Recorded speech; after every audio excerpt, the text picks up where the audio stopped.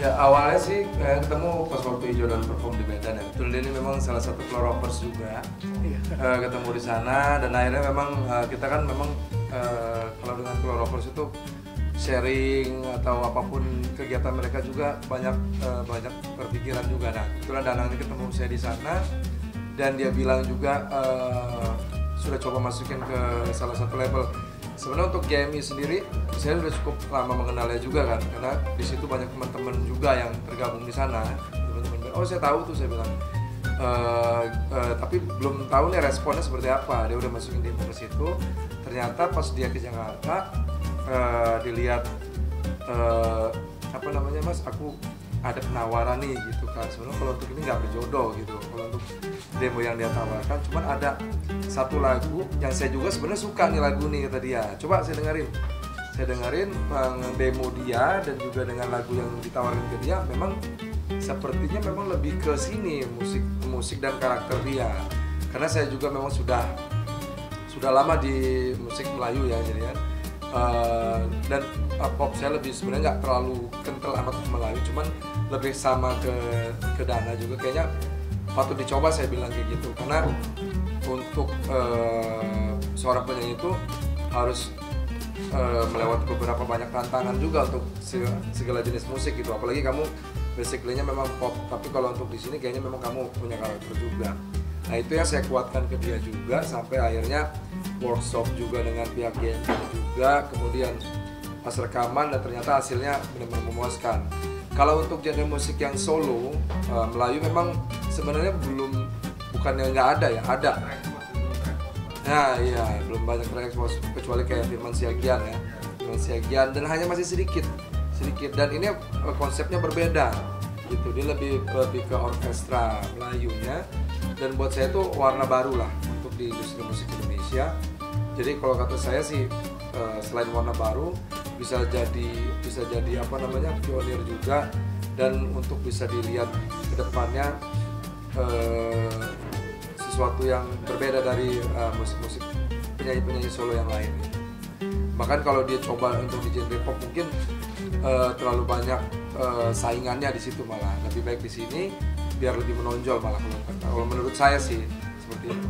Awal mulanya saya di label ini sebelum liburan dan kesini dari sekarang ini, saya sebelumnya udah pernah coba masukin demo di JP, tapi karena demonya itu untuk dalam genre pop, awalnya saya sempat ditolak seperti itu.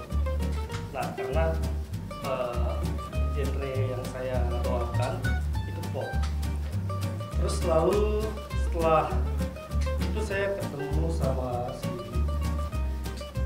Gede. Nah awalnya itu saya ketemu di Medan, seperti itu di Medan. Lalu saya ngobrol soal musik dan akhirnya kita akrab. Nah saya sudah bilang ke beliau bahwasanya saya sudah ngirim demo ke JP, tapi lagunya pop,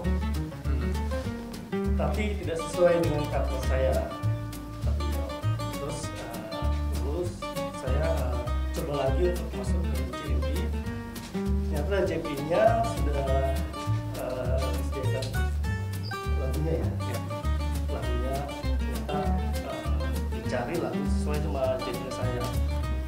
Ternyata versi lagu yang sekarang ini kembalilah saya, pas saya disuruh coba ternyata sesuai sama genre saya, sama karakter suara saya seperti itu. Kalau untuk motivasi sendiri sih ke dia, karena satu pertama dia masih muda ya, jadi banyak hal yang harus dia coba juga di dunia di belantika musik Indonesia ini, karena banyak juga vokalis atau band-band juga yang kadang-kadang merubah haluan dari awalnya seperti apa, termasuk Hijau Daun dulu juga.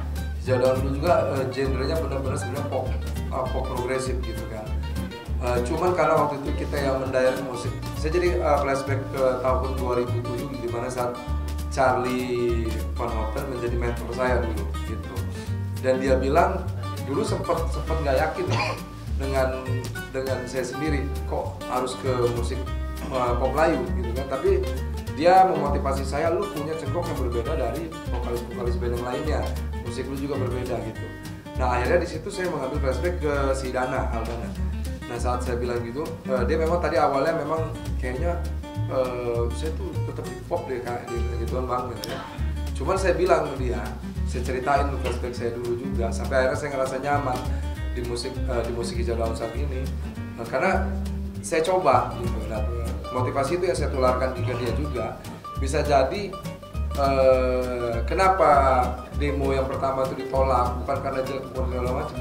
Pasti ada satu hal yang mungkin di karakternya nggak terlalu memaksakan mungkin atau apapun itu gitu. Tapi memang label dia yang sudah tahu di industri, dia juga yang label juga yang lebih paham soal situasi ini, dia pasti memberikan yang terbaik gitu kan untuk penyanyinya sendiri. Jadi akhirnya setelah saya dengerin juga, ini memang saya sependapat dengan labelnya juga gitu. Coba lagu ini kamu dalamin, dan akhirnya di situ yang membuat dia jadi lebih percaya diri saat ini. Jujur untuk di musik saya memang sudah lumayan lama.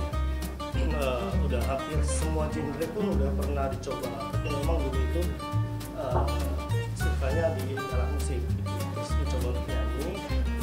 Terus dari pop ke Melayu itu sebenarnya nggak jauh-jauh banget ya. Nggak jauh. Nah, terus ya udah untuk karena memang di Melayu ini saya suka, terus juga pas dicoba untuk genre Melayu saya cocok, ya sudah saya dalamin di Melayu. Sebenarnya nggak ada kendala apa-apa. Gitu aja sih. Sebenarnya lagu tentang simpelnya tentang seorang yang kehilangan, ya tadi awalnya sudah dekat, lalu hilang seketika tapi bukan di ghosting. Jadi kayak ada sesuatu yang bikin dia tuh menghilang gitu. Nanti bisa dilihat ada alur ceritanya di video ini. Iya, jelasin di situ. Dan ada satu kejadian lucu waktu itu pas Dana syuting video klip, di dalam video klip dia ada jadi Starling, jadi Starling, dan ketika syuting di perkomplekan itu ada satu orang yang nggak tahu kalau kita lagi syuting gitu Yang direkam. Yang sekarang Yang disenyumin sama Stanley Ganteng. iya, itu dia. Itu lagi pas proses syuting kita juga. Pun malah jadi kesini gitu. Padahal kita juga belum mengeluarkan video musiknya. Kalau musik Melayu sendiri sih ya, saya rasa sudah membuktikan eksistensinya ya. Dimana saat itu mungkin di awal kali musik Melayu Indonesia ya, bukan musik Melayu yang luar. Kalau musik Melayu yang luar tuh mungkin pas lagi zaman Syekh dan yang lain-lainnya, Iklim dan lainnya dulu.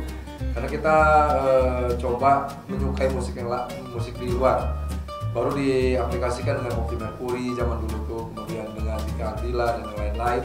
Tapi setelah zaman eranya di tahun 2000-an, setelah SD12 mencetusnya pertama kali, ini loh Melayu Indonesia tuh seperti ini.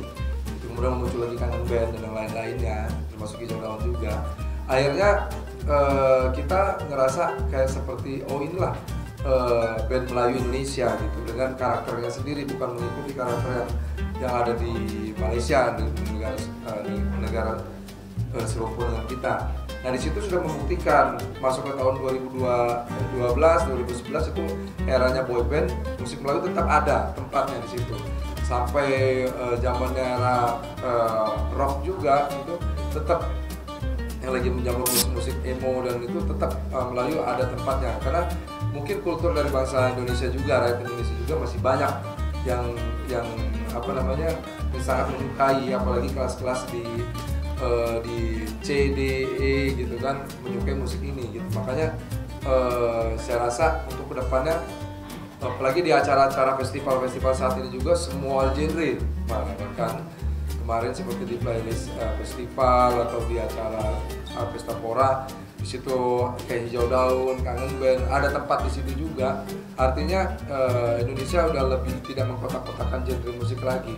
Jadi sehingga untuk next ke depannya saya merasa sih Melayu selalu ada peluang besar untuk diminati di masyarakat Indonesia sendiri atau pecinta musik